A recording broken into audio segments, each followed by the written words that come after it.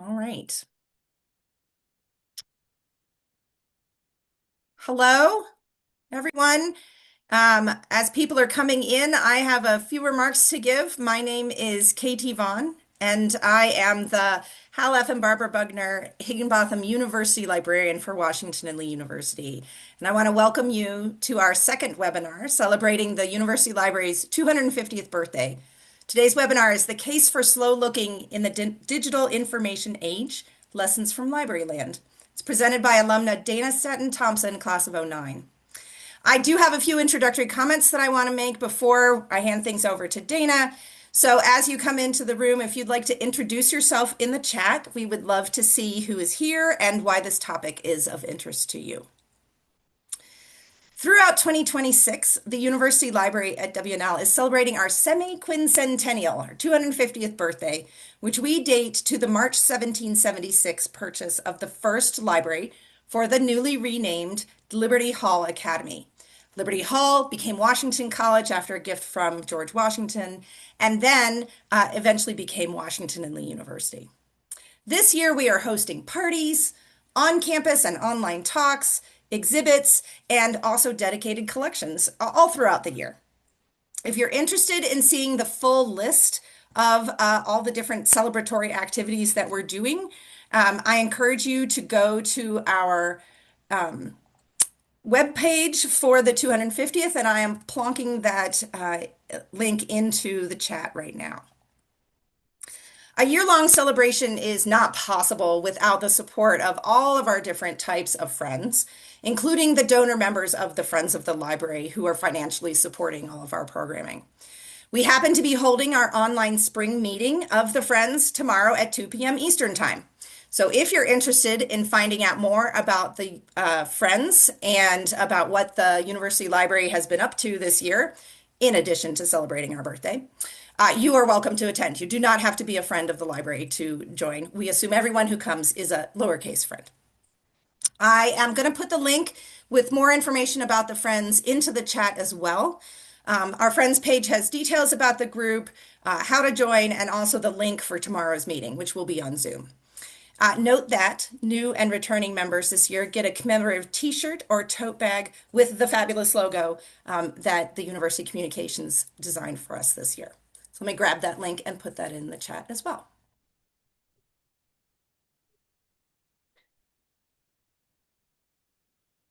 All right. When we were developing the different activities that we wanted to do for our birthday year, we really wanted to think about ways that we could engage with our alumni and with colleagues in the greater library community off campus. We see this year as a celebration not just of the staying power of this library, but of libraries across the country and how important they are to our democratic experiment. I am thrilled that we have lots of alums from Washington and Lee who are excited to share their expertise with us and with you through this series. Our first talk by Corey Harmon was a reflection on WNL's 250-year library history. His talk is available on YouTube, and the link is on the 250th website. Today, I'm excited to welcome Dana Statton Thompson, class of '09. Dana is a research and instruction librarian and assistant dean of the libraries and associate professor at Murray State University. She teaches courses there on information literacy and visual literacy. Dana says she wears many hats at Murray State, and I think we can see that. She has an MLIS, a Master's of Art in Art History, and an MFA in Studio Art from Louisiana State University, and a Bachelor's in Journalism and Studio Art from Washington and Lee University. Currently, she serves as the president of the International Visual Literacy Association, and previously she has served as a member of the ACRL Visual Literacy Taskforce and is an Institute for Research Design and Librarianship scholar. Her research and teaching interests focus on the intersection of visual literacy and news literacy, the integration of visual literacy instruction into higher education, and the scholarship of teaching and learning. So the chat is going to be open for comments during Dana's talk, but if you would like to ask a question, we ask that you use the Zoom Q&A function. I'll be helping moderate both the chat and the Q&A during the talk, and the talk is being recorded and will be uploaded later to YouTube. So at this time, I want to turn the floor over to Dana. Thank you so much. I am going to minimize this little video and move it so that way it doesn't interfere with any of the slides. But yeah, thank you all for coming. I see a lot of librarians are in the chat, so that's super exciting. I will dive right into it. So if I can advance my slides, let's see. There we go. Who am I? Right? I am somebody who has gotten, I double majored in studio art and journalism at Washington and Lee many, many moons ago. I have my MFA in studio art, and when I was in my first year of getting my MFA in studio art, I decided that I did not, in fact, need to create my own photographs, but I was more interested in looking at other people's work, which is why I also got the Master's of Art in Art History. And so then I was at LSU, and they've got a great master's in library science. And I was like, what can I actually do in the world? And so librarianship was definitely the answer for me. I did intern for Sally Mann while I was at Washington and Lee. For those of you who may be unfamiliar, Sally Mann is a photographer and was nice enough to let me intern for her. I've interned at the National Portrait Gallery doing archival work, and then the LSU Museum of Art as well. I worked at LSU in the Special Collections Library, and I've also worked at the East Baton Rouge Public Library. So not only a lot of hats, but a lot of kind of different areas. In terms of Washington and Lee and my influence there, briefly, in the journalism department, I learned a lot about why stories are important and what makes them important. Brian Richardson was a great mentor. Ed Wasserman taught me about ethical use of journalism. And then Pam Lucky taught me a lot about editing. In the art department, Krista Bowden was my photography professor. Pam Simpson was wonderful, and Kathleen Olson took me abroad in Italy. And I almost convinced her that I could do my drawing in Italy class just with photographs instead, drawing with light, but didn't quite get there. So in terms of influences from LSU, I worked at Hill Memorial Library. I worked in the archives and manuscript processing department. And then I've also worked as a teen librarian. So when I was a teen librarian, obviously I did a lot of reference work. I did a lot of recommended reading, and I worked with teens and did kind of instruction sessions. And that's what really got me interested in becoming a reference and instruction librarian, really. And so now I work at Murray State University. I am a research and instruction librarian. I am also the assistant dean of libraries as of a few years ago. But all of that kind of came together in terms of my background. I know that I've kind of sped through that, but really that interest in visuals, the interest in information literacy made me turn to visual literacy. And of course, I work in a higher education setting. I have the background in journalism, so I was really interested in not just visual literacy, but news literacy. More broadly, we talk about media literacy a lot. I'll talk about that in just a moment. In terms of major projects, if you're interested in visual literacy, the ACRL, we developed the framework for visual literacy in higher education. I'm also very interested in slow looking exercises. I'll talk a little bit more about that. And then Google has a feature called About This Image, which I'll also talk about a little bit. And that's based off of the dig method that I created. So in terms of getting started, as a librarian, you know, I love a good definition. So just speaking very briefly about news literacy and media literacy, news literacy is about what it sounds like, right? It's the credibility of news and other information, right? We want to think like a journalist. We want to know what information to trust, share, act on. We want to think about a healthy skepticism. I do have fake news there in quotes, as I know it is an outdated term, but useful here. And then media literacy, of course, is going to be that ability to access, analyze, evaluate, create, and act upon all forms of communication, right? And so we really want to understand that kind of complex digital landscape that we find ourselves in now, especially in 2026, where with AI, it seems like anything is possible. And so understanding bias, verifying our sources, all of those things come into play. When we're thinking about visual literacy specifically, it was defined by John Debs in 1969, and it was defined very broadly as a group of vision competencies a human being can develop by seeing and at the same time having and integrating other sensory experiences.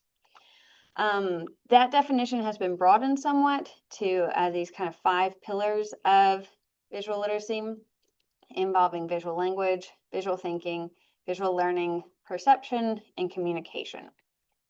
So why visual literacy in libraries?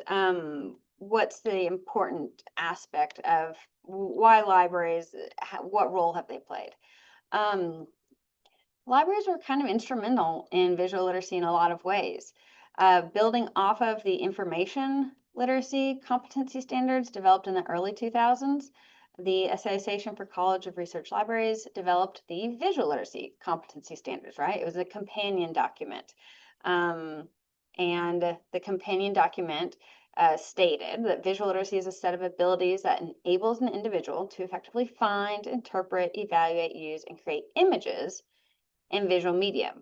And that should be familiar to most librarians who work with information literacy, because it's almost an exact replica of the information literacy competency standards. You just substitute images. With the framework for visual literacy in higher education, this was published later. This was another task force. This is the task force I was on, and we were tasked with creating a companion document for the framework for information literacy. So we kind of developed a newer statement about visual literacy and stated that it's an interconnected set of practices, habits, and values for participating in visual culture that can be developed through critical, ethical, reflective, and creative engagement with visual media. And so we were making that distinction because so many things had changed, right? We don't want to change the definition of visual literacy every time there's a new set of technologies, but we did think that it was relevant at the time to talk about the more of the ethical, reflective, and critical ways of doing that. So with the competency standards, that was really these observable learning outcomes, right? So they're things that can be taught, they're things that can be assessed.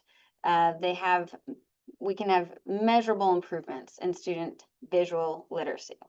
The 7 standards are there on the screen, but really what it offered is a way for a lot of times librarians, but other instructors outside of librarianship to take a hold of the standards and use them to be able to determine whether or not students had improved their visual literacy skills and abilities.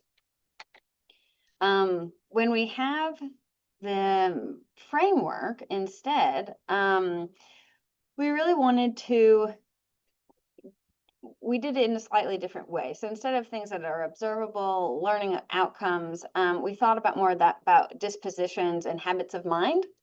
And so we did do an empirical research study. We interviewed 100 visual literacy scholars. It took a little bit because it happened right when the pandemic hit.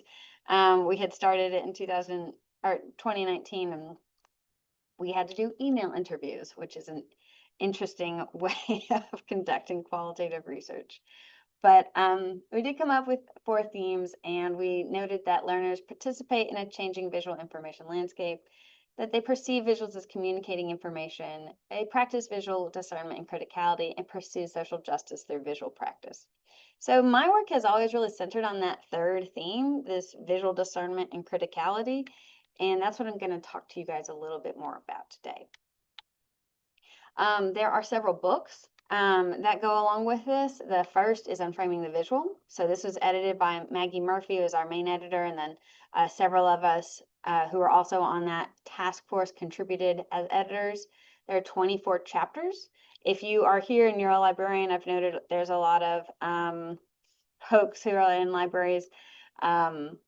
This is a really good book because it goes beyond art, right? It's not just art history or disciplinary specific. There's a lot of there's a range, I should say, of visual literacy pedagogies in different library spaces and in different disciplines. So I would encourage you to check that out if you haven't come across it. Connecting visual literacy to theory. So this book is a little bit different. It is about people who really contributed to the overall development of visual literacy. So it is about specific practitioners and theorists, and each chapter outlines how that person contributed to visual literacy. The third book is the one that I meant to have on my desk so I could show it to you, but it's a slow approach to visual literacy in higher education. So this is a book that I co-wrote with Stephanie Bean, and it really developed in 2022. I would go to the IVLA conferences. IVLA is the International Visual Literacy Association. And every time I would go, I would talk to other educators, not librarians necessarily, and we would talk about how, like, oh, we want to integrate visual literacy into the curriculum. We want to do this, but how? And lesson plans are not typically something you think about in a higher education setting, but it seemed like it was warranted here to at least get people started to think about how they could do these types of things. And so this book centers on three main components: slow looking, slow using, and slow creating. And so there are 36 lessons incorporated into the book, and they're broken down by learning levels. So we've got novice, intermediate, and advanced learners. And we really kind of equate that with like beginning learners are folks who are freshmen, right? Usually intermediate, we say, are sophomore, juniors. And then those advanced students are going to be your seniors and your graduating students. And so again, it's not discipline specific. We do note where specific disciplines who may find it more helpful than others, but they are supposed to be applicable across disciplines. And you can, the lesson is connected to both the standards and the framework. So there are learning outcomes that you can utilize if you're interested in that. This is what the lessons look like. So again, for those of you guys who talked about being slow, taking a slower approach, if you're in instruction, these are lesson plans that are meant to facilitate that understanding with students, right? So we walk you exactly through how you would do that, what the MAP standards and frameworks are, how you would prepare for the lesson, and so on and so forth. Here's just a sample lesson plan. Usually we've got that summary, an interesting visual to accompany it, and then we have worksheets. Actually, everything in the book is Creative Commons licensed, so there's an entire resource that you can download with all of the different worksheets as well. If you're interested in that, shoot me an email and I can direct you to where you can find that stuff for free. So, slow looking, all of that I kind of think of as a preface to diving deeper into the topic of today, which is slow looking. So really thinking about gathering information through sustained observation and deeper inquiry. And so when we talk about slow, we can talk about slow as a manifesto, of which it certainly is. This is a manifesto that says slow is a revolution, right? It's an alternative to our obsession with speed. You may feel that, especially, right, if it's hard to believe it's 2026. But so since the late 20th century, the speed of technological innovation has really led to a renewed interest in slowing down, right? Everything is faster now. You probably feel it in your personal life, in your work life. Everybody is kind of connected all the time. And what does that mean for our attention? That's kind of what I'm interested in. And so this presentation is really talking about these activities for slow looking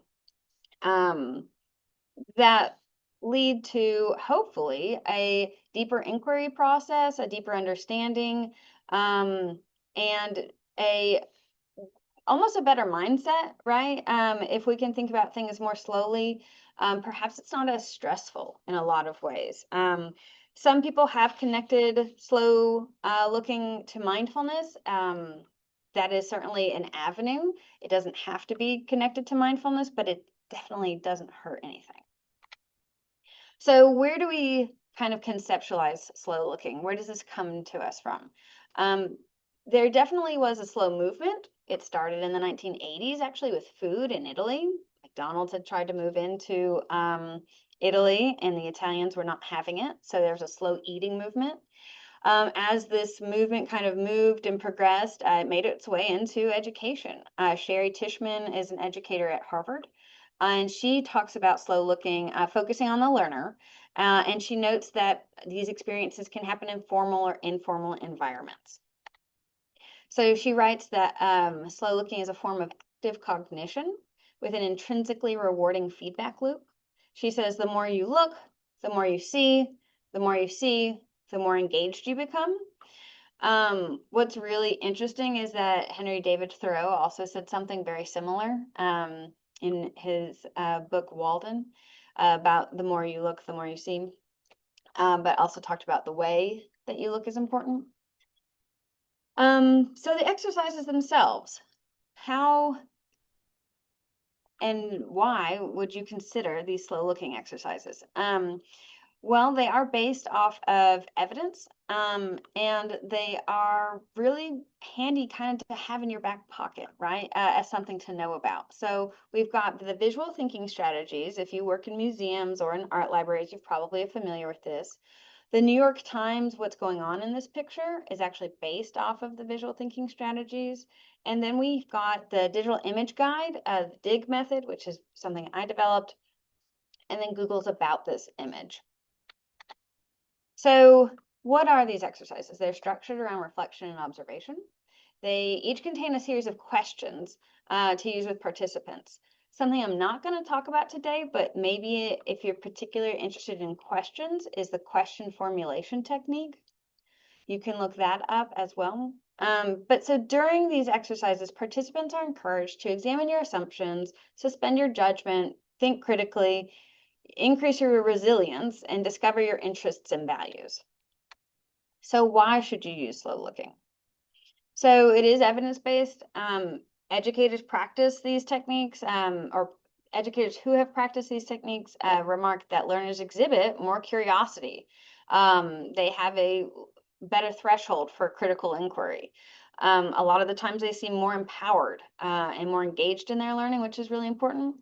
And what we also see is that developing skills in these areas has been shown to strengthen abstract thinking, curiosity, and metacognition. And all of these things, I think, are really important in becoming like a discerning citizen, right? So all of those things that we see in the media or on the news, scrolling our phone, they can translate into our personal life as well. So these exercises can be practiced individually, and you can provide an opportunity for personal reflection. So it is a kind of a unique practice. A lot of these practices, they begin with the visual stimuli, right? And most other things don't, right? Most research and inquiry practices focus on textual information. And so these practices actually begin with visual information as the site of inquiry. And so we think that sustained looking is really the most important component here. So what are the practices themselves? So there's visual thinking strategies, right? So this is an inquiry-based teaching method that improves a student's ability to describe, to analyze, and interpret imagery and information through observing and discussing visual art. So there's the process is that you open the discussion, you encourage the use of evidence, and you invite differing opinions by having specific questions. And so the facilitation is really important here. There's a specific facilitator. Usually most often they're trained in visual thinking strategies. If you look online for visual thinking strategies, you can see that there's an entire website devoted to the research behind this by Abigail Howson and Philip Yenawine. And so when we're using these types of questions, they say what's going on in this picture. That's the first question that's asked. And the phrasing of this question suggests that the image is about something, right? And so it really allows students to look for narratives. And so this question also enables viewers to address colors or personal associations, emotions, and so on, right?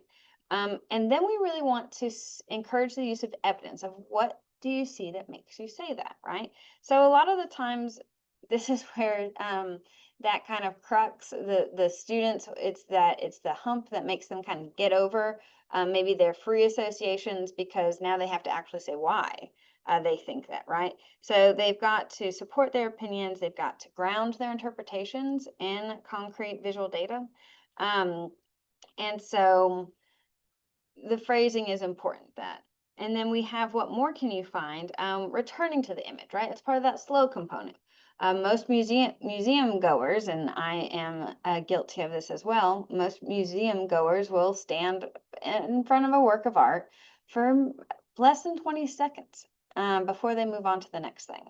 A lot of the times we scan the panel in the art museum to give us the appropriate context or to see why it's important, rather than examining the visual first.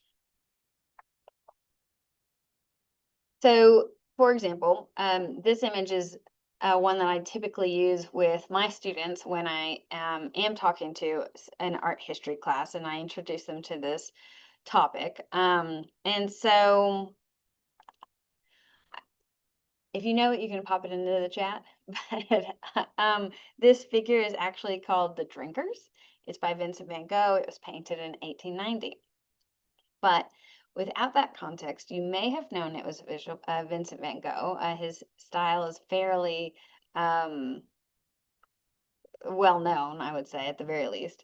But so one of the things that he did is he actually copied Honoré Daumiers' Drinkers, which is a parody on the Four Ages of Man. So if we look at this picture first, we really see, okay, there's four figures, right? They seem to be in a type of field, but there's also this industry in the background. They are all drinking something, and there's really this weird shading to the alcohol figures or characters, right? And so it's actually a commentary on the horrors of alcoholism. At this time, some art historians say that the greenish color is an allusion to the alcoholic drink absinthe. And that analysis kind of involves a lot of historical context, right? But when I've talked to students about this image, I can actually, they really do catch on, right? They catch on to the different ages. They catch on to the fact that they are all drinking something and that the men are tending to age. So it's really an interesting exercise. And you can do this with any visual image in a class. So these exercises are often structured around reflection and observation, right? And what we do is we require participants to check their assumptions. We really want them to articulate their thoughts and make these personal associations and link those elements together. And so visual thinking strategies are things that you can use in a math classroom. You can use in a science classroom. You can use, it doesn't have to be art, right? So there are also questions that you don't have to use as an instructional librarian, but there are questions that you can ask yourself when you are encountering art, right? The next time you go to a museum and you encounter something, maybe think to yourself, like, what is going on in this picture? And why do I say that? So the next activity is the New York Times, what's going on in this picture. So it is a weekly online feature designed by the New York Times Learning Network and visual thinking strategies to assist students in their understanding of photojournalistic images. And I have found that utilizing these types of images can also be good in those other discipline-specific classrooms where you're starting with a news image, right? So this process is a little bit different, but it was developed in 2011, and the site itself helps educators. So again, you don't have to be a librarian. You don't actually even need a subscription to the New York Times to access it. And so it says that in the New York Times weekly feature, that photograph is selected from one of the New York Times photojournalists and it's stripped of its caption, right? So what they do is that they have the image. They tell the students to look at those same 3 questions that we already discussed for visual thinking strategies. And then you join the conversation. So all of this happens in an online environment. You're joining the conversation by clicking on the comment button, you're posting to the forum. And so it says that every Sunday night during the school year, the images are posted online and they're open for student comments. Some teachers in K through 12 will have the individual students get on and contribute to the conversation. Some classrooms do it together. So the entire class makes a comment on it. And then Monday, there's a live discussion with a moderator who's been trained in the visual thinking strategies method. And then on Thursday, what will happen is that, see where it says reflect on the context, on Thursday, they will reveal the original caption. And then you ask it, how does reading the caption, the background of the image, change your reaction to the image? And so it is relegated to students who are 13 and older.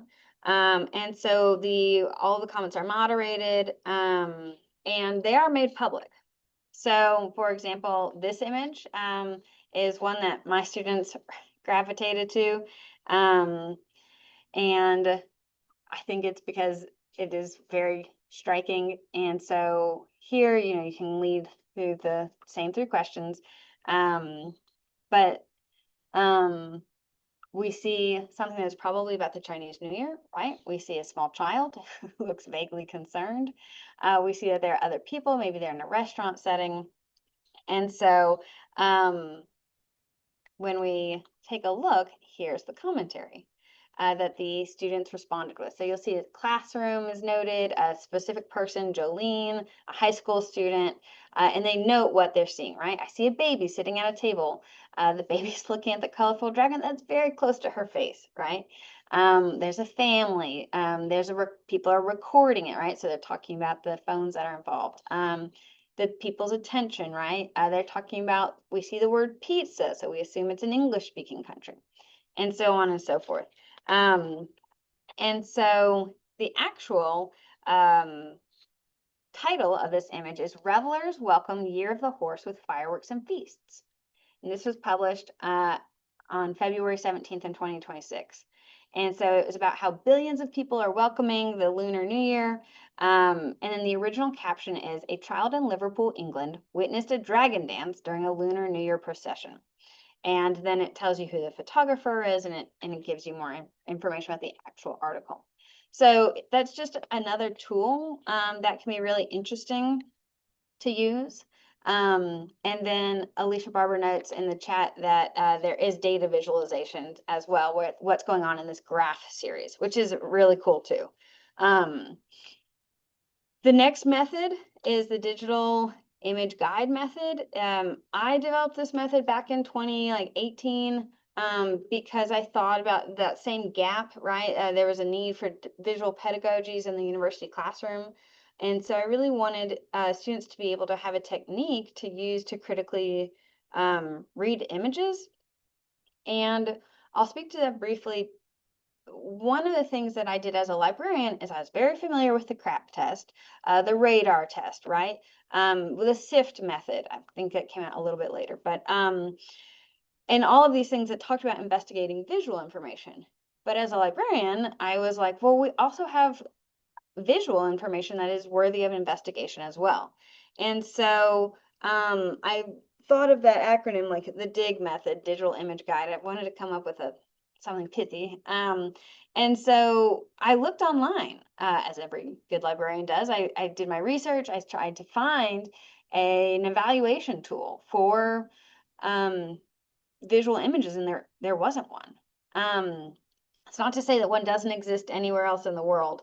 It's just that I couldn't find one, and so I made my own. If you're interested, I have the article that walks you through the exact steps and like where I found the questions and the process of reading I walked through, but happy to send that if you're interested. But what I talked about in the article is I talked about the difference between shallow images and deep images. And so with shallow images, in my understanding, as I said, that these are not necessarily the things that do require deeper investigation, right? So like your memes, your travel photos, your pictures of your food and your puppies. Some memes certainly are complicated and worthy of further investigation, but a lot of the times, memes that are supposed to be easily digestible and fairly well known don't require too much further investigation, right? But deep images are different. So in my kind of proposal, I said that a lot of the times the images we encounter in a news feed, we encounter them in the same space as maybe those shallow images, right? Hierarchies have been collapsed. We don't necessarily have formats like magazines or newspapers to tell us more about these images. We're seeing them all in the same square format on a news feed. And so I said that news images and advertising images are really kind of important for this further investigation because they have those different intentions, right? They can be meant to inform you, can also be meant to mislead you. They can be meant to persuade you or to sell you something. These are images that you probably don't know exactly what's happening upon first look, right? But if you have visual literacy skills and you utilize the dig method, you could come to a more full understanding of these two things. So I will tell you what they are. The dog photograph is, it says a member of the Mexican Navy kneels next to Frida, the rescue dog, after an earthquake struck the southern coast of Mexico. This happened in 2017. And then the other image is that the Eagle Creek wildfire burns as golfers play at the Beacon Rock Golf Course in Washington, also in 2017. This is a real incident. That's not a manipulated photograph, and those people really are continuing to play golf. The fire burned nearly 50,000 acres. So for the digital image guide, I broke down the process of reading into 4 steps: analyzing, interpreting, evaluating, comprehending. And for each of those 4 steps, I paired 3 questions. And this is another exercise that kind of exists in the world where you can lead students, or again, yourself, through these questions to make further determinations about what it is that you're seeing and how you understand it, right? It's part of that slow process. 12 questions is a lot. And I certainly don't go through all 12 questions all of the time if I encounter an image. But if I want further understanding, I do actually utilize a lot of these things subconsciously, right? Who's the source? What's the message? Have I seen this image anywhere else? Has it been manipulated, right?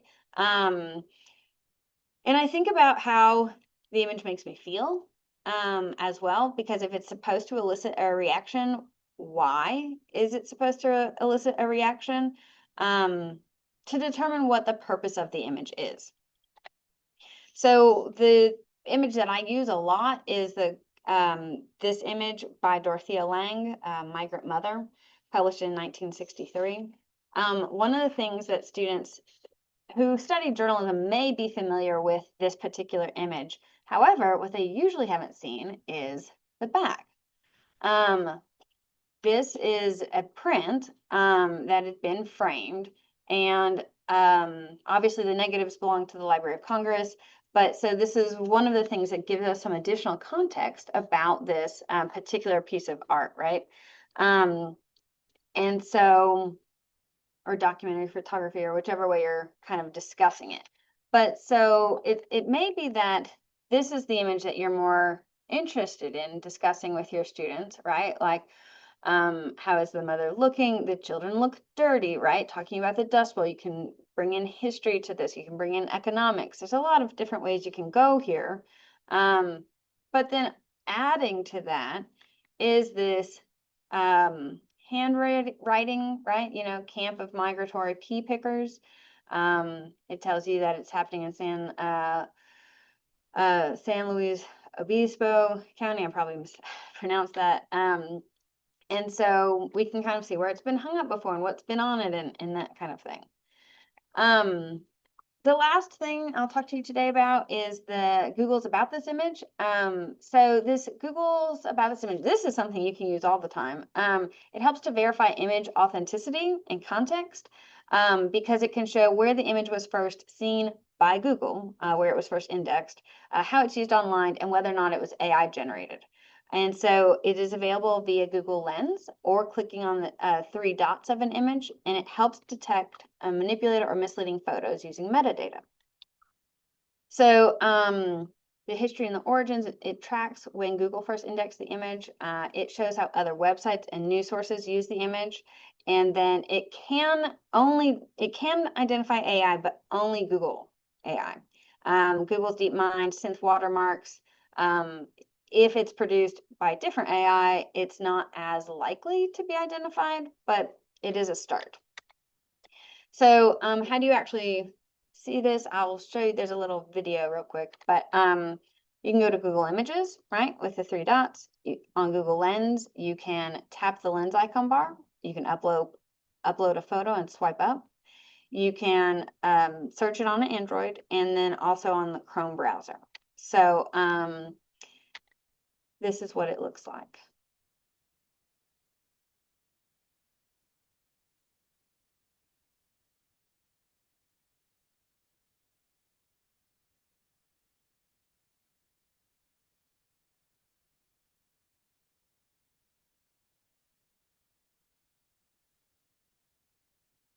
Um, and so I will just talk a little bit just about this Google, about this image. So one of the things that happened was that Google reached out to me and they wanted to consult with me about my work and the digital image guide. And so one of the things that I walked them through was what were the most important components of an image, right? People on the internet want fast. They don't want slow. They certainly don't want 12 questions to lead them through. So we really had to talk about what would they prioritize. And so that is why we talked about context and provenance as the most important aspects to the image.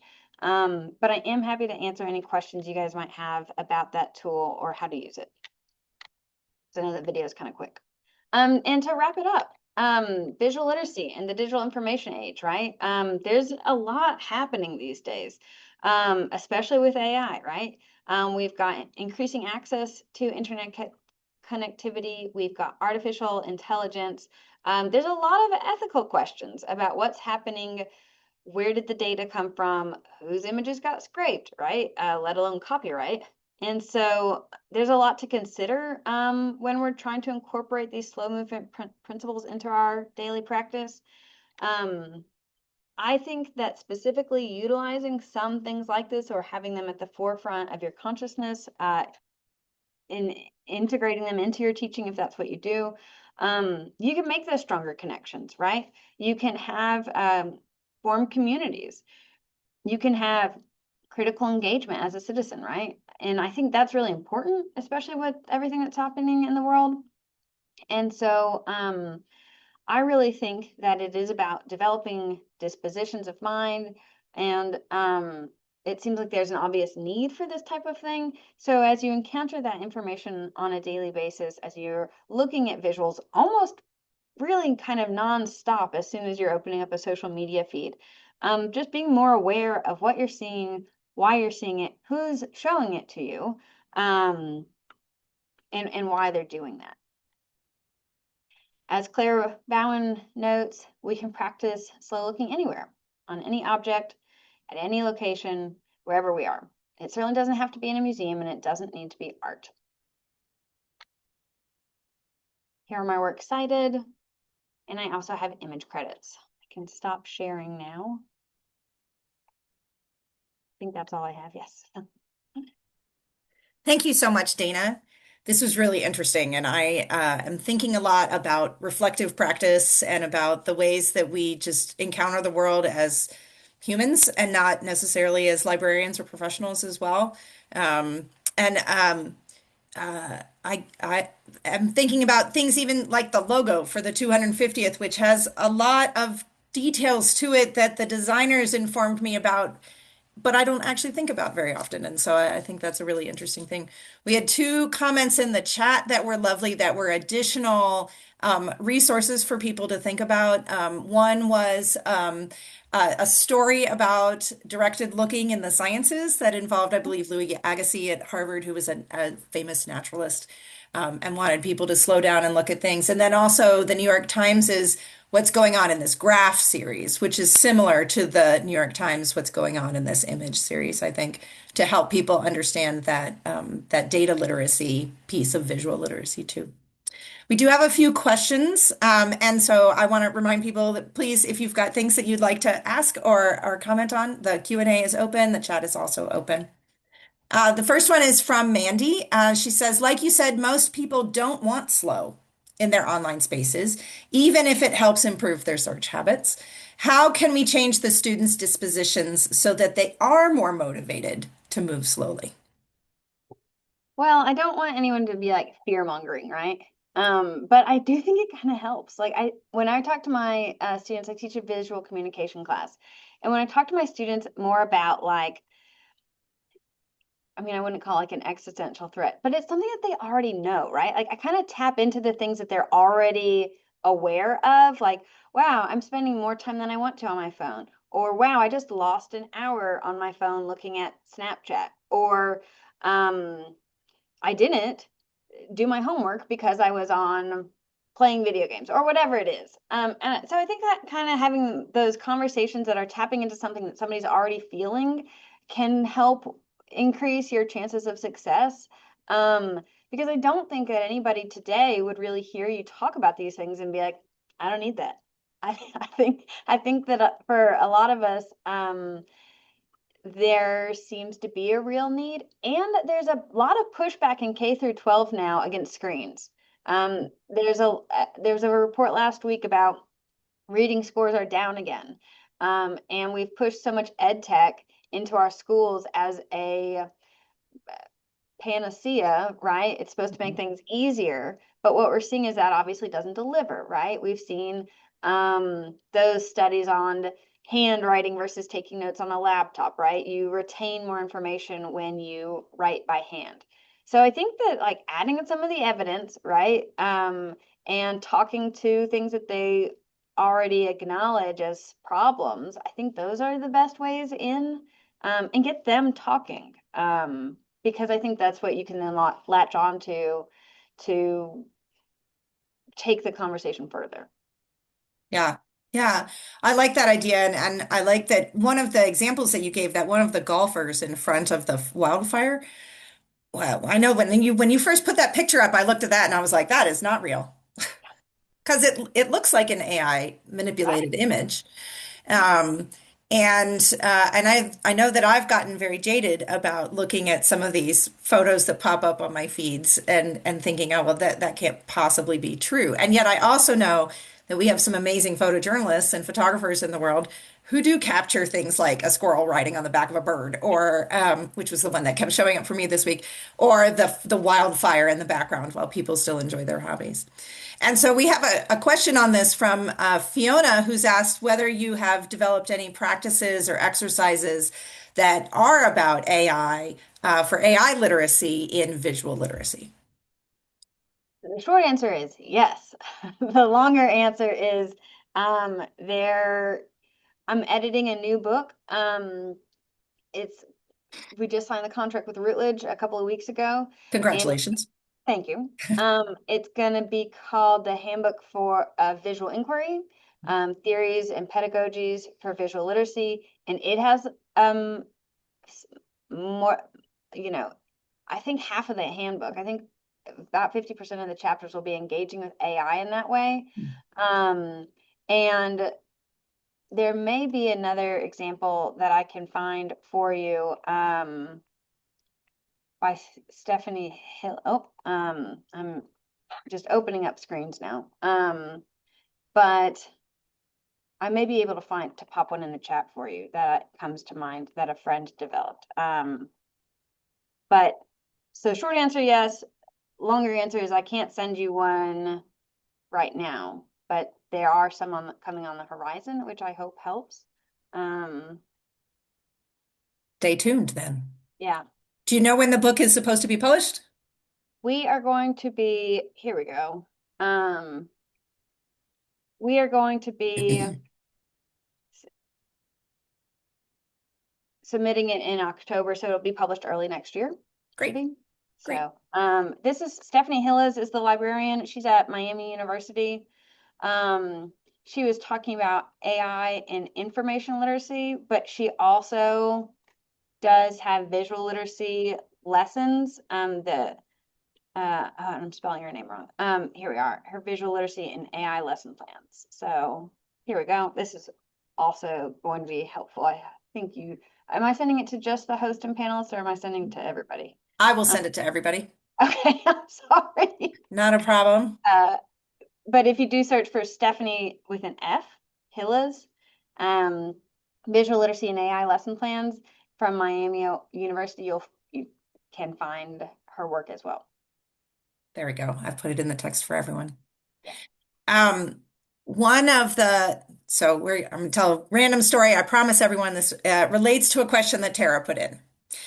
Which is that one of the things that I really loved about the movie Project Hail Mary was how different the way that the aliens perceive things around them is from how humans perceive things, right?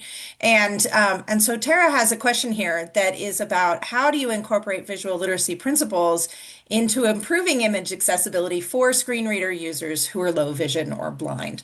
And it's an interesting plot point in the book and the movie about how they are able to deal with visualizations of things in their different ways. So in visual literacy, I talk a lot about sighted individuals, and I understand that we have a lot of work to be done when it comes to accessibility. That is outside of my scope of expertise. I know that there's a research group doing interesting work on visual literacy, and this is a little bit different, but visual literacy and aphantasia, the inability to visualize. And so how do you apply visual literacy to people who may not be sighted or have a visual thinking capabilities? So again, I apologize. I feel like that's an area that I can't speak to as well. I know that more work needs to be done. But I don't know how to do that work. I'm not technologically as well versed in that. Sorry. You can't do everything. But that's a great question, and I think it's fully, I would like to know more, and I know that other people are working on that. Yeah. Yeah. Well, I'm going to give everybody just another minute to think about whether they have any additional questions. And so I will talk for a few minutes so that it's safe for people to think about what their questions are. I want to let everybody know that if you enjoyed the presentation, then we have more of these alumni of Washington and Lee who are working in libraries and archives presentations that will be coming up after a brief break for the summer. We'll have more back in the fall. I also have a request for everyone, which is that we are collecting paper, email, and social media birthday congratulations throughout the year. So we would love it if you would send us a birthday card. We have been taking the paper cards and hanging them up like bunting in Labor and Library, and it is so much fun. The information on how to do that is again on the 250th library website, which I've just put the link in there again. It looks like we don't have any more questions for us today, so I just want to thank Dana again. If people would like to say thanks in the chat or by email to Dana, I'm sure she would love to continue this conversation. We look forward to the new book coming out next year as well. Thank you so much to everyone who joined. Thank you to Dana, to Wendy Rains, our wonderful assistant on this, and to our Friends of the Library for supporting the library's 250th birthday. Happy birthday to us, and happy birthday to everyone else. Thank you, guys. Thank you all.